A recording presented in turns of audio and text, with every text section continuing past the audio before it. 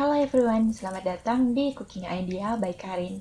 Di video kali ini aku akan membuat kue kembang goyang yang renyah dan juga rasanya pastinya enak. Yuk langsung aja kita bikin sama-sama.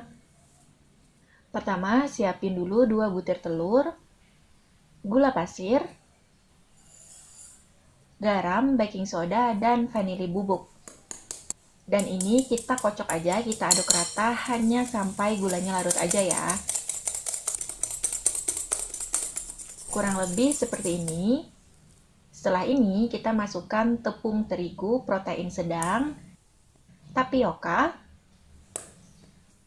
dan juga tepung beras. Jadi aku pakainya 3 macam tepung ya. Terus ini jangan lupa diayak biar bahannya ini tidak menggumpal. Dan kemudian masukkan santan, masukinnya bertahap aja.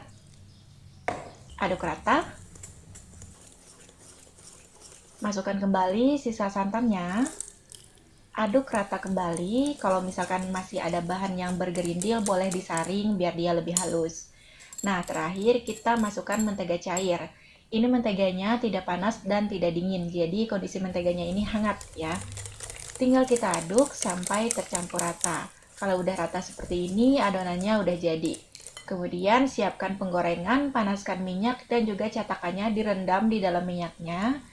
Kalau udah panas, celupkan ke dalam adonan, tapi jangan sampai tenggelam ya, cukup sampai bagian atas aja. Kemudian masukkan lagi ke dalam minyak panas, biarkan sampai lepas dengan sendirinya. Dan tinggal kita masak aja sampai dia matang. Lakukan sampai semua adonannya habis seperti ini. Nah, ini dia hasilnya, renyah banget, enak juga, cocok buat yang suka ngemil dan cocok juga untuk ide jualan. Terima kasih sudah menonton, semoga videonya bermanfaat. Sampai ketemu lagi di video-video berikutnya. See you!